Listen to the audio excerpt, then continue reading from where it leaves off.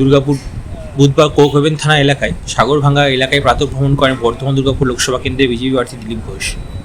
29 নম্বর ওয়ার্ডের সাগরভাঙ্গা এলাকায় কর্মী সমর্থকদের নিয়ে প্রাতঃভ্রমণ করেন। এরপর গোল পার্কে চা চক্রে যোগ দেয় দিলীপ ঘোষ। দেখুন সাংবাদিকদের মুখোমুখি হয়ে কি বলছেন দিলীপ ঘোষ। থেকে যোগীজি সভা থেকে ফেরার পথে দুর্গাপুরে আবার বাসে হামলা হয়েছে, যেমন যাচ্ছিল বাসটা, কি বলবেন?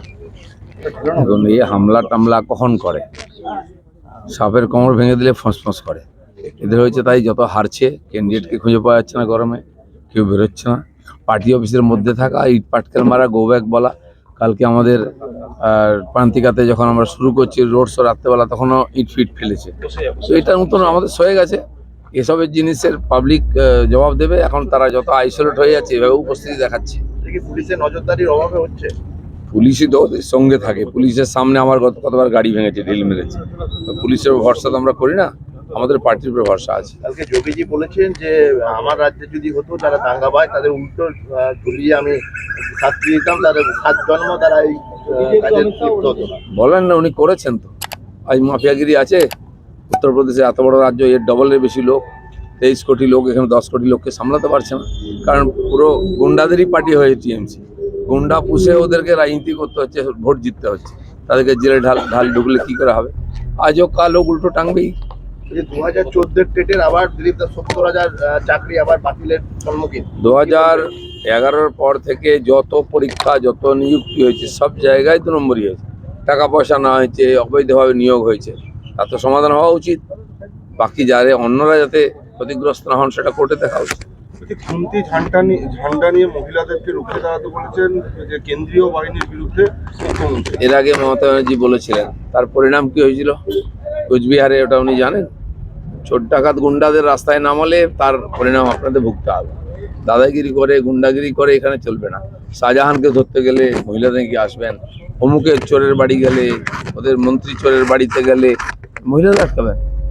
মহিলাদেরকে 5 টাকা থেকে 500 টাকা দিয়ে কিনে নিচ্ছেন নাকি? যা ইচ্ছা করবেন তাদেরকে পিঠা বানাবেন, আপনার নেতারা তাদের নিয়ে ভোগ করবে পার্টি অফিসে, তাদেরকে রৌদ্রে নামাবেন আপনি। এই করে বাংলায় রাজনীতি চলবে? দাদা, জলপাইগুড়িতে কালকে একজন কাঠ পাচারকারীকে গ্রেফতার করার পর জেরা করে জানা গেছে মাটির তলায় বালিতে প্রচুর কাঠ মানে পাওয়া গেছে। মানে কাঠেরও একটা যত অবৈধ কাজ, কাঠ লুট, বালি লুট, পাথর লুট, গরু পাচার, সব জায়গায় টিএমসির নেতারা যুক্ত, পুলিশ যুক্ত, সরকারি কর্মচারী যুক্ত। মানুষ যখন এসব দেখে সহ্য করতে পারছে না, বিরোধিতা করতে আসে, তখন মানুষকে পেটানো হচ্ছে, কেস দেওয়া হচ্ছে। তো এই শেষের সময় চলে এসছে, এসব লুটপাট বন্ধ হবে এবার।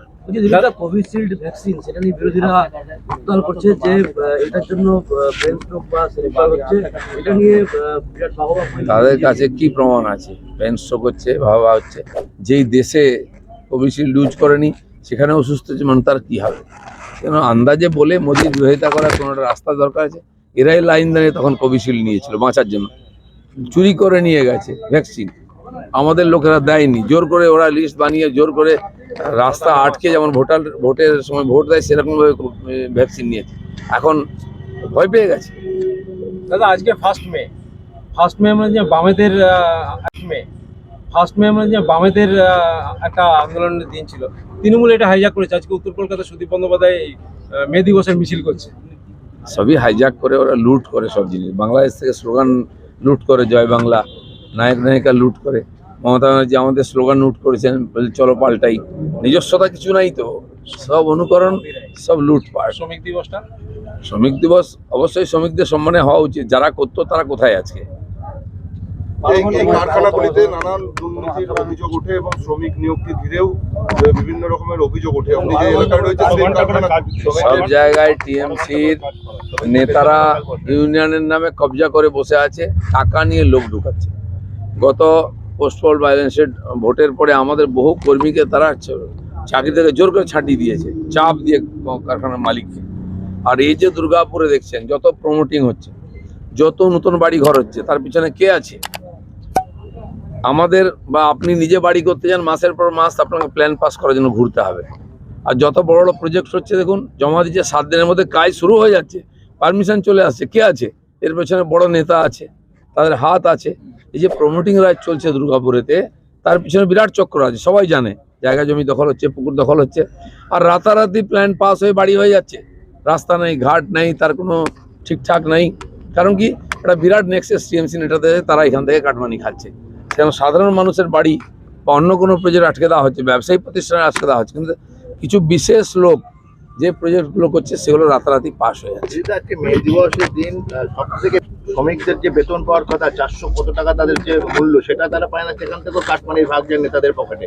কি বলবেন?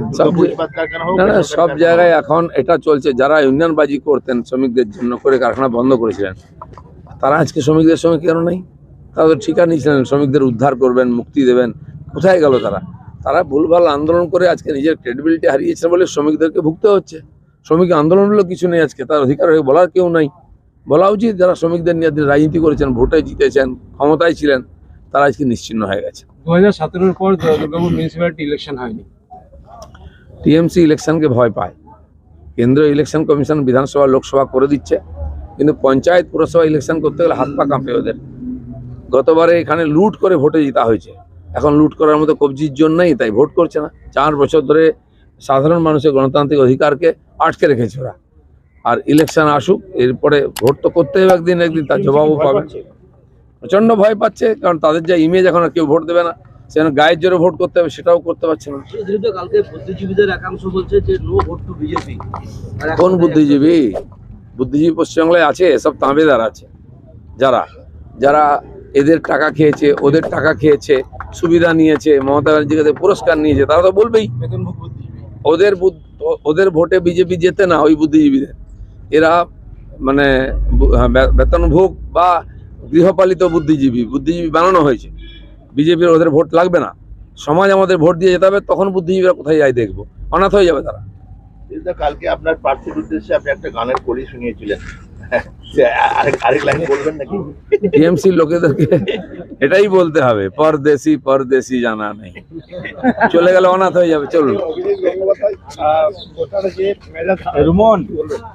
অভিজিৎ বাবু, এত গরমে আর এত হাই সুগারের রোগী, ওনার পক্ষে কষ্টকর, সেই জন্য সাবধান থাকা উচিত।